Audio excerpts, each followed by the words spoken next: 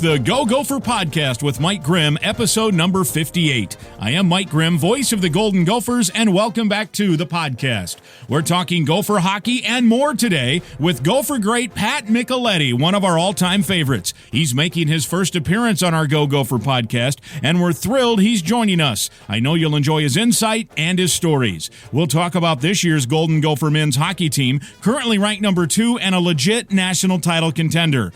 Pat Micheletti from the first family of Gopher hockey. Stay with us. The talented Pat is our guest on the Go Gopher podcast, episode 58.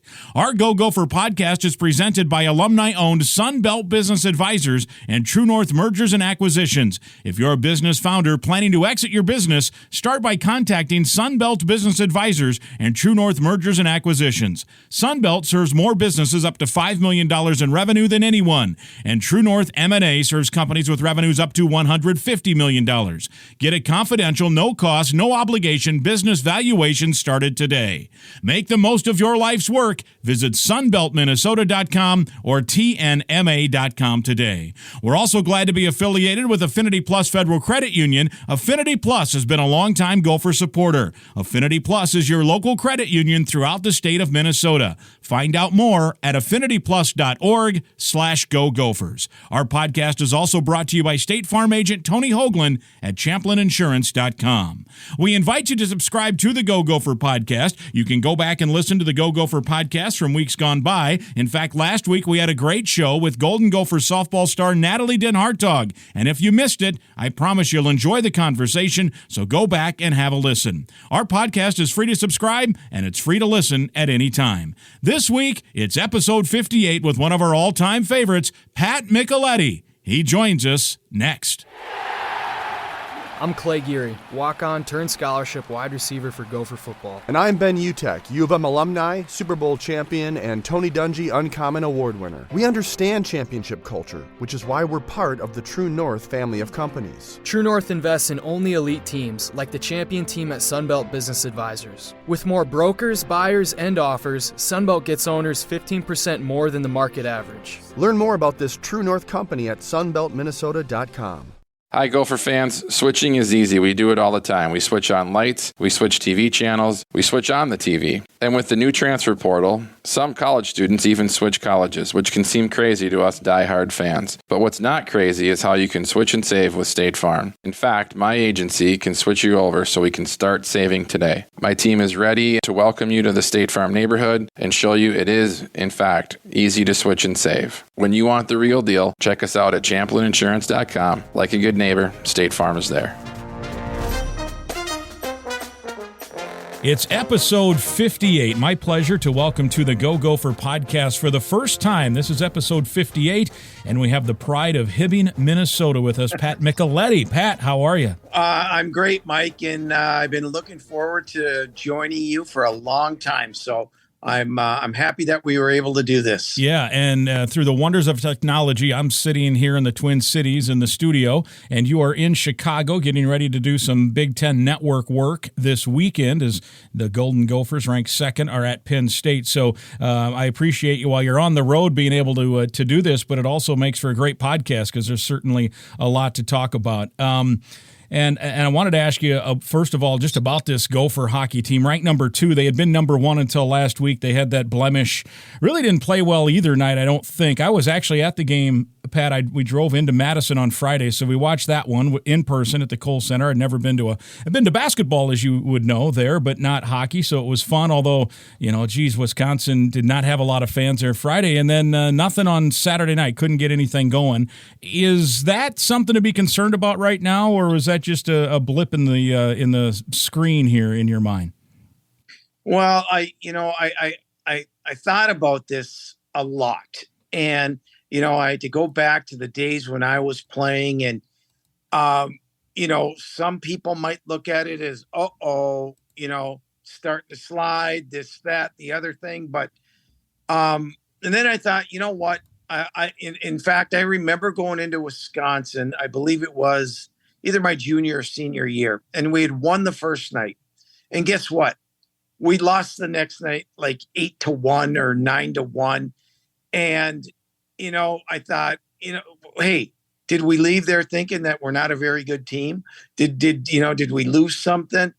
And the answer was no. The answer was, you know what? We got beat tonight. We didn't play very well. They played very well. And you tip your hat to them and you get back to work. And as you know, Mike, being in this industry for as long as you have, we're dealing with 18, 19, 20-year-old kids. And, as good as they are, as talented as they are, sometimes you just don't know what you're going to get on a particular night. And you hope it's there every night, but unfortunately it's not. So, and there's two teams out there that both want to win and they both want to compete. And it happens. So I wouldn't read too much into the loss this past weekend. Yeah, and hockey in and of itself is kind of built that way. It's more set up that a few bounces here or there. There's upsets more often. Like if a team that's okay can beat a team that's really good. And now I don't think the Gophers play particularly well, but even so, a team that's really good can play well and still lose more in hockey. Like if a good basketball team at the college level plays a poor basketball team and the good basketball team plays well, it's almost always a good team's going to win. And right. Sometimes in hockey, that isn't the case, just the nature of the game. I mean, you're trying to put this puck into the net with a guy that's big standing in front of it and a bunch of guys in between, Well, I tell you what, and the biggest change for me in the last 10, 15, 20 years, the coaching and the teaching has gotten significantly better, and the strategy behind it. And, I look, on any given night in college hockey, team number 1 in the country can lose to team number 62. And that's based on all of the factors that you said. And then all that in there, with the coaching and the strategy, it's the parity in college hockey is off the charts these days. And so if you don't bring, your, as we like to call it, A game, you have a good chance of getting beat. Yeah, the one thing, too, with the Gophers I fall back on, we know they have good coaching, right? That's Yep. not a debate. And we know they have really good players. That's not a debate. And at the end of the day, if you have those two things, all you can do is drop the puck and see where it takes you. Because then even you got a 16-team field when it gets to that point for the national tournament. Yep. And if you play that thing 75 times, all 16 teams probably win it at least once, right? I mean, that's just the nature of how it goes. I mean, maybe 14 of the 16 win it at least once, and the very best team might, out of 75 times, if you played it, win it, 20? Something like that? Yeah. I mean, hey, listen, it's easy. It's very, very easy to lose. It's really, really, really hard to win. And, you need everything going. Let's talk hockey, right? We're talking hockey. You need your power play. You need your penalty kill. You need really good goaltending. You need to be in a rhythm. You need to be healthy. You need, you need luck. You need breaks, because you said it. One instance during a game can change the whole outcome, the whole trajectory of the game. And, that's why, we love the game so much. And so many things can happen on any particular night. And, and that's what this time of the year is, to get all the kinks out, to get ready and get yourself in fine tune for the playoffs. Question I have for you, the Gophers were coming off of a bye week heading into Madison last week. Obviously, it would take a miracle for them not to win the Big Ten and get the bye. Right. And that gives them another week off heading into then the Big Ten tournament. Is that something to worry about, do you think, that they – because I think this is – I'm not saying a pattern, but, sometimes weeks off aren't the greatest thing. No, I'm certainly not going to use, and I know they are probably not using that as an excuse either for the loss last weekend against the last place team in the conference, Wisconsin. But knowing Bob, they don't want weeks off now. You want to keep playing. You want to, the competition. You don't want to get stale. All of that. But you certainly don't use it as an excuse. You kind of look at it as, hey, we get, maybe rest up some guys, get some guys healthy, get everybody healthy, and listen. More than likely, they are, for them not to win the league championship, the regular season, they'd have, it's just not going to happen. Right. And we know they're probably going to be a number 1 seed in the tournament, but it's just about getting ready to play and not taking anything for granted heading into the playoffs. That top line I saw, I forget who it was, somebody talk about Nyes, Cooley, and Snuggerud, that if that line if you just put NHL sweaters on them and dropped them into a middle-of-the-pack kind of NHL team and they were a third or fourth line, that you wouldn't think anything of it if you didn't know who they were. Are they that good, do you think? Here's how I'm going to answer it. Okay. They will all play in the NHL. Nyes first. Cooley and Snuggerud to follow.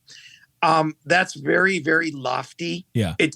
And listen, we're talking about 2 first-round picks, but you're going from college to a man's league, yeah. and to say that they could jump right in as a line, I say no. Yeah.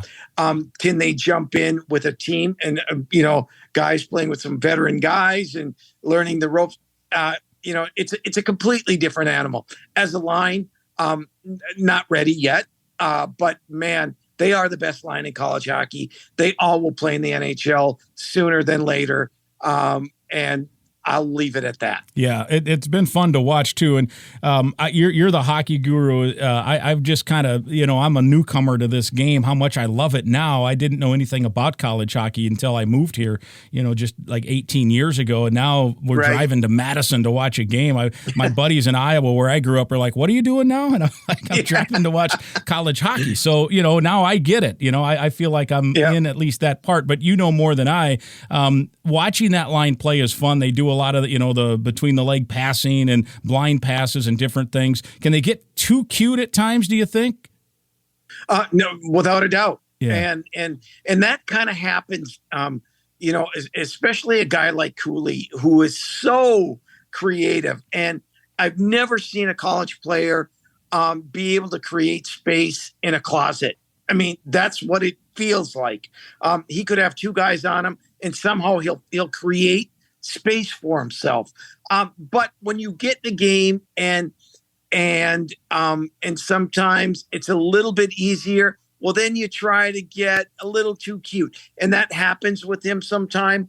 But as a line, they all bring something different to the line. You've got the sniper in Snuggerud. You've got the power forward in Matthew Nyes, and you have the playmaker in Logan Cooley, and yet they all can score. And so they feed off each other. They love playing together. They have fun doing it, and I tell you what, every time they go on the ice, it's just a pleasure to watch.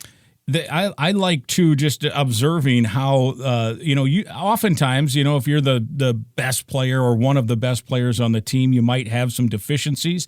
But I like the fact that, in a penalty kill, Nyes, what he's done is not scared to get down and block a shot and take one off the ankle or the shin or whatever else. And I'm surprised. I remember I'd heard about Cooley, watched him, and then seeing him in person, I'm like, boy, he's skinny, but man, is he tough. He is not backing down. Like I love the overtime against St. Cloud. He just said, to hell with this. I'm just gonna go win this thing. They're trying to stall it out. And he basically tackled the guy, right? But he got the free puck, and then Faber ends up feeding it back to him. And then obviously Snuggerud is just talented all through and can snipe with the best of them. But they all, they're willing to do some things that sometimes star players aren't willing to do, it looks like to me too.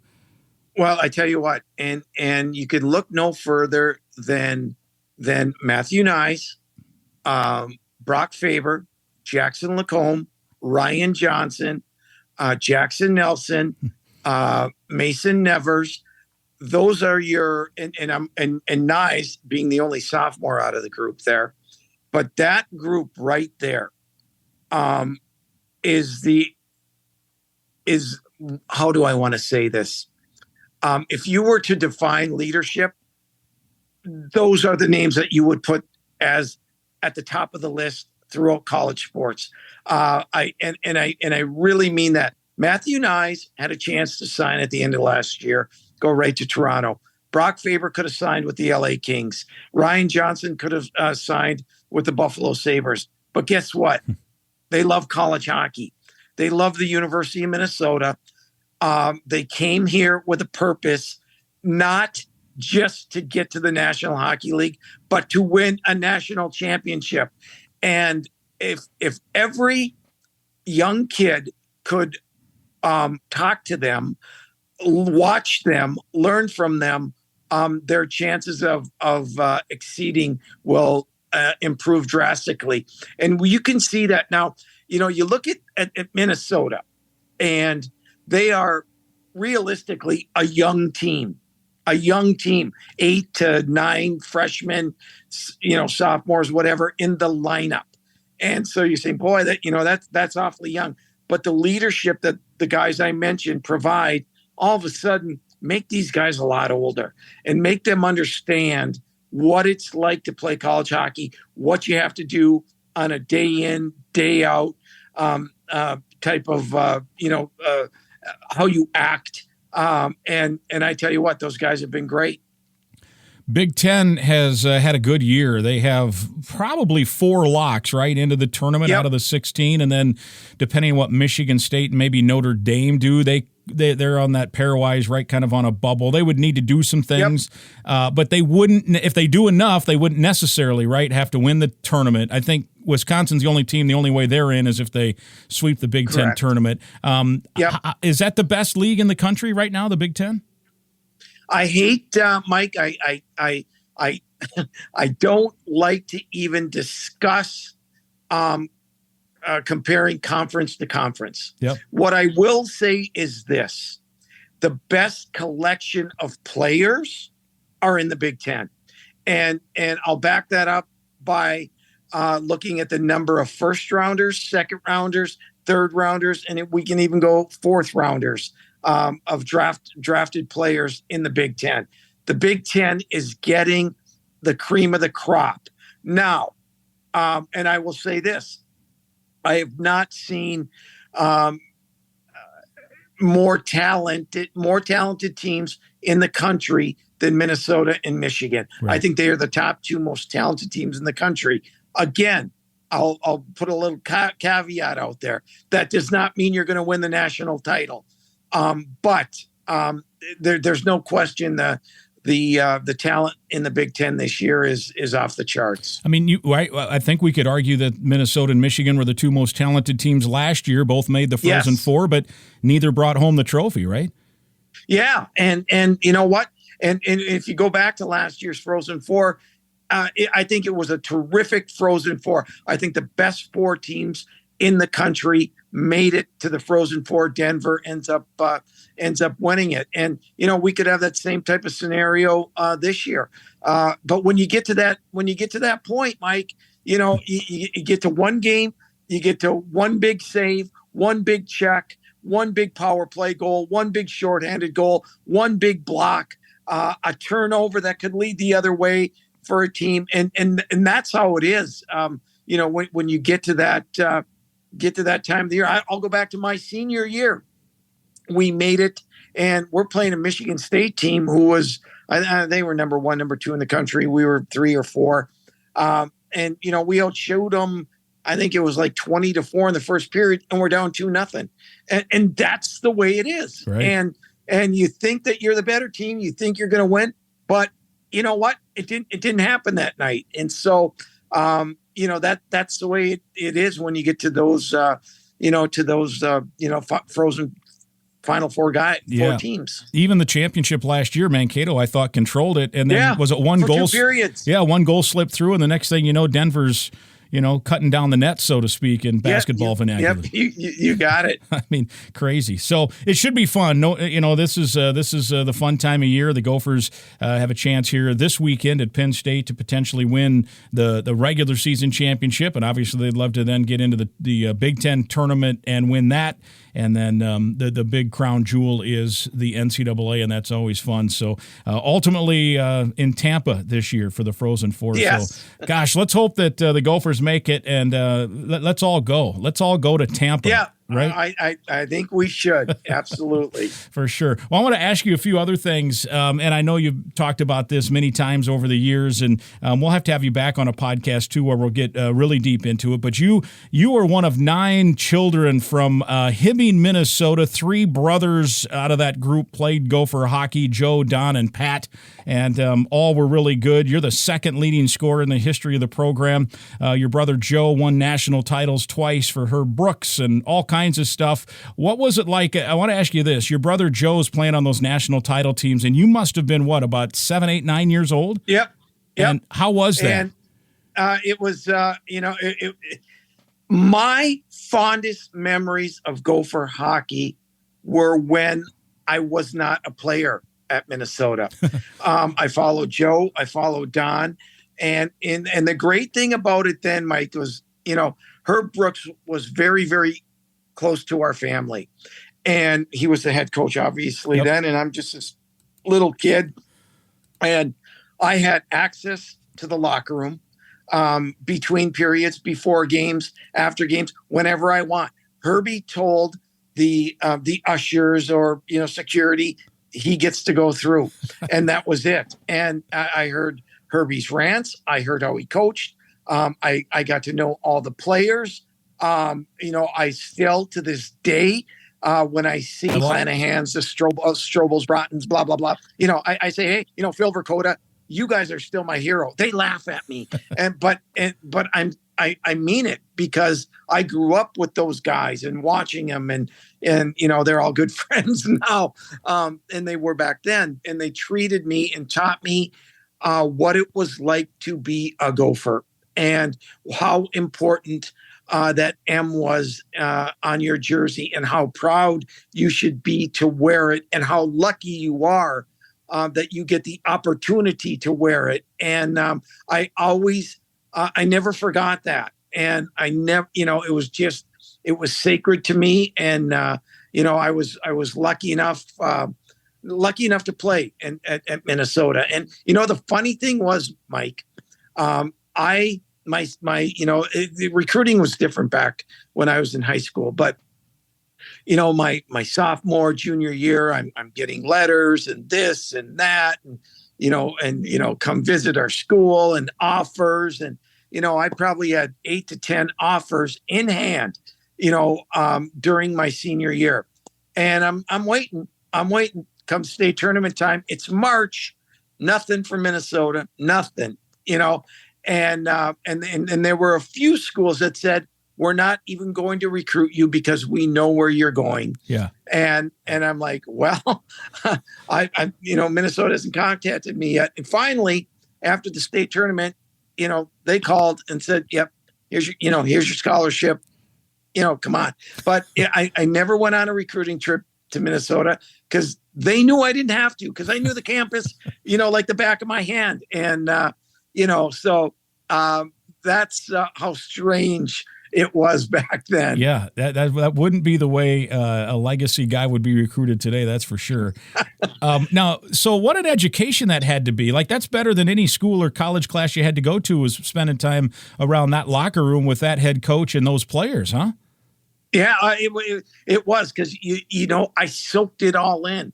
And, I'll tell you a quick story about how my brother Don ended up at Minnesota. Yeah. So 1976, Mike, my first plane trip, my parents took me to the national championship out in Denver. And Minnesota plays Boston University. There was a brawl. Guys got kicked out. Minnesota ends up winning the game, and they play in the title game against Michigan Tech. Well, there's an off day before the championship game, and the Gophers are out there practicing. Well, Herbie decides not to go on the ice. He goes up in the stands. So, I went to practice, of course, right? Yeah. And I went and sat by Herbie, and Herbie, and we're talking, and what are you going to do against Tech? And you got to beat these guys, blah blah blah. And he says, "I got to talk to you about your brother Don." I'm like, "What?"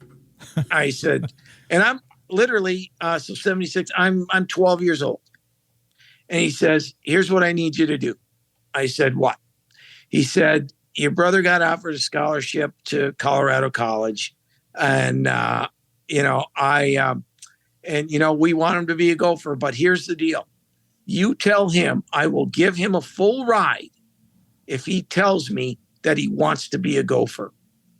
I'm like, done, easy, right?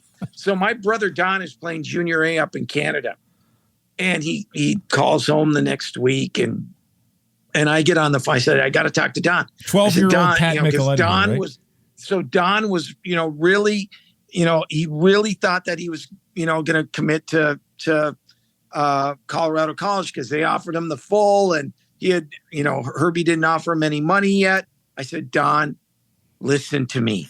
And Don was stubborn. I said, "Don, just tell Herbie you want to be a Gopher, and it's done." And he hummed and hawed, and finally he did. Full scholarship, done. And Don went on to be captain and win a national championship in '79 on that great team that they had. But Herb was using the 12-year-old brother. Go for hockey for a long time. Yeah, you were the lead recruiter at 12 years old. Yeah. Yeah. That's amazing. That's an awesome story. Well, so as I mentioned earlier, and you know this, we've talked about it. I grew up in Iowa. So in Iowa, there's nobody knows anything about college hockey, although this is a topic for another day. I actually now in today's day and age think if Iowa, the University of Iowa added hockey, it would work there because of all the USHL teams in proximity, and there's enough now interest in that state that and you don't need to Phil Carver Hawkeye. You get 4,000 or 5,000 a night. That'll work. Yeah, and the thing is, Mike, they have a building now. They have a building. They have an arena where the Iowa Wilds minor league team plays in. I think it seats 5,000. Iowa should have a Big Ten hockey team. They should. That's not why I brought it up. I brought it up just as backdrop that I didn't, I knew nothing about hockey. I worked in radio in Iowa for 9 years. I don't think, and I anchored a sportscast, or I anchored, multiple sportscasts every day for 9 years. And even when the Stanley Cup playoffs were going on, I don't remember giving a hockey score, right? It just wasn't a factor. So then I moved from Iowa to St. Louis, and I get a job at KMOX Radio, and you know all about KMOX. Now this was after the great Dan Kelly had passed away. Maybe, outside of R. Wally Shaver, maybe the greatest radio announcer in the play-by-play guy in the history of hockey, right? Dan Kelly, the great Canadian who came down to St. Louis and did the Blues when they opened up. And then, so I get the job there, and I'm doing mostly baseball stuff, thank goodness, because I couldn't have carried anything to do with hockey. Still probably couldn't, but I was doing mostly Cardinals pregame and postgame. At that time, they had the St. Louis Rams.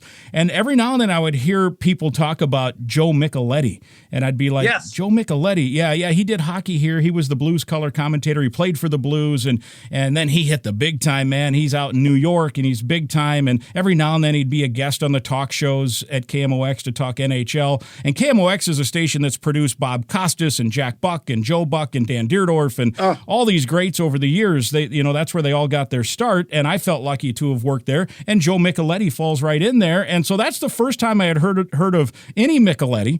And then when I moved here, I'm like, Pat Micheletti, I've heard about Joe. And so it's been kind of cool to now follow and learn the history of your great family. But that's the first time I heard about any Michelettis was when I started to work in St. Louis in 2001. And occasionally Joe Micheletti's name would be brought up in high regard, like high regard. Like, this guy, he hit the big time. He was so good, New York came calling. And so that's pretty cool. Yeah, and you know what? And he had, you bring up Dan Kelly, and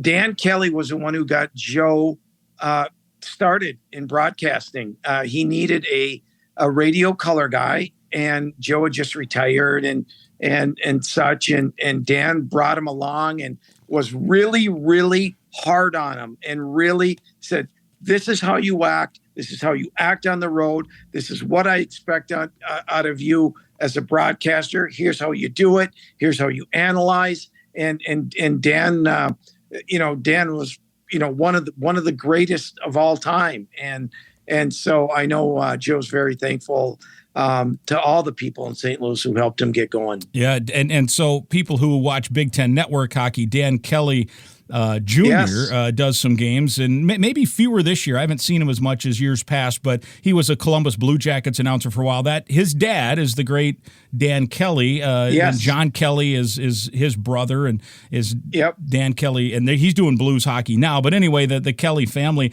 they used to tell this great story that, because KMOX booms out. Like when I was doing Cardinal post-game shows, I'd get calls from Mississippi and Tennessee and Texas and, all the way to Florida sometimes. I was at spring training one time covering the Cardinals, and it was like 10 o'clock at night, and I just in the rental car flipped it on, and it was coming in Jupiter, Florida. I used to get it in Hibbing, Minnesota. No question. If you can believe that. No question. It was unbelievable. So Dan Kelly's from Canada. They bring him in to do Blues games, and then many years later, he's in Toronto. Just the Blues are playing the Maple Leafs. He gets in the cab, and he just says wherever he wants to go. I forget, Marriott, whatever. I'm just making that part up.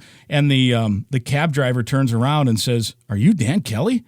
And he's like, "Yeah, how did you know that?" And he goes, "Well, I listen to KMOX here in Toronto every night because I'm he's a hockey, in Canada. Right. In Canada, you listen to whatever you can listen to, and KMOX is booming in Toronto." And this guy, like, he's asking to go to the Marriott, and in that little bit, he's like, "That has to be Dan Kelly's voice." So that's pretty cool. Yes. All right. So you've got the three brothers that played hockey. So obviously they you and your two brothers dished out scored tons of goals, dished out a lot of assists. But I got to ask you about the biggest assist in the Micheletti family came in 2015. Your brother Jerry, right? Yes. Tell us about that. Yes, he played at the Air Force Academy, and the really interesting story. About our family. I'm the youngest of 9, and Jerry, you grow up as a family, and you're closest to your next sibling up, and so forth and so on. And Jerry and I were, as family, you're around everybody, but we never really got close, right? And then so he graduates from high school, goes to the Air Force Academy, and then doesn't come home ever again, really. And he never could come home in the summers because of, everything that was going on at the Air Force Academy. And so it was really a new, rekindling the connection of the brothers that we are. And he, I needed a kidney transplant, and, he was the first one to sign up and get tested, and he came through for me. And I tell you what, I love him to death, and so thankful that, he was able to help me out and save my life. Yeah. 2015 at the Mayo Clinic. And what a story and what a bond now. Like literally you guys are connected here. Yeah. I mean, physically and emotionally with that. And how, and the thing has gone great, right? You thought it was a back injury at first, just an old hockey injury, right? And then and then it was like, we better get this checked. It was really weird. And then, my wife looked at me one day and she said, "You look awful. You look terrible." And my brother, and they said, "You're losing all this weight." And, but I didn't feel bad. And so they said, well, they got me into Mayo. And, initially they thought it was, the Mayo thought, I had a blood cancer or something. And then, after all the testing and stuff, they just determined my kidneys were failing. And lo and behold, Mike, it was caused by overuse of Motrin. And, because I've had, at the time I had 14 knee operations. And, I knew I needed one after I retired from playing.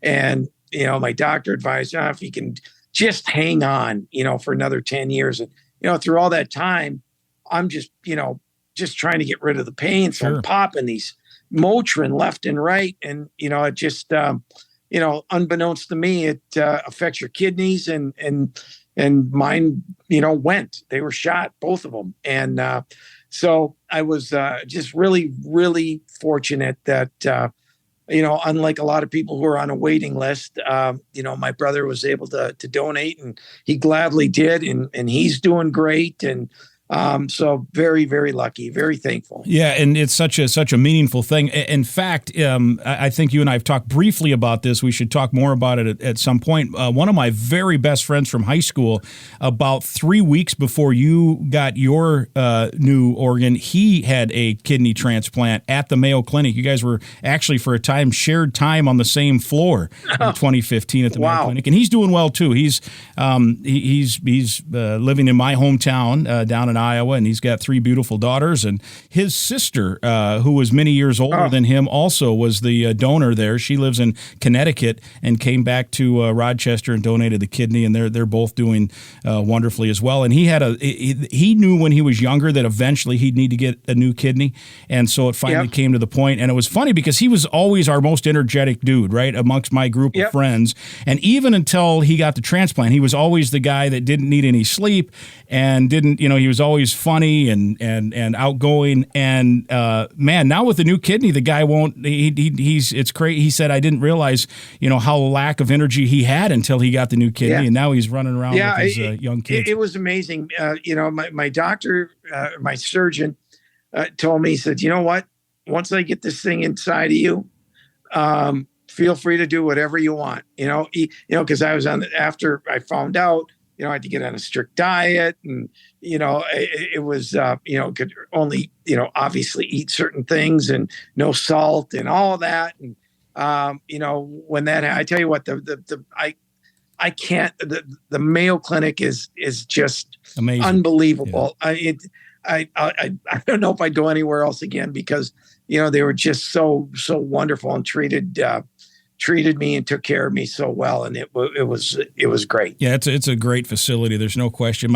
As you know, my dad went through several different cancers from 2009 until he passed away in 2019, and he would drive up from Iowa to the Mayo Clinic and they could do so much because everything was kind of all in one location. And there's no question they extended his life by a number of years with what they were able to do, and even right up until the end, they kept him going, and it was just a great place for sure. And so my friend. In his transplant, the thing that's off limits to him is pomegranate for whatever reason. Is that the same with you, or do you not have that restriction? I don't have I don't have any restraints. Yeah.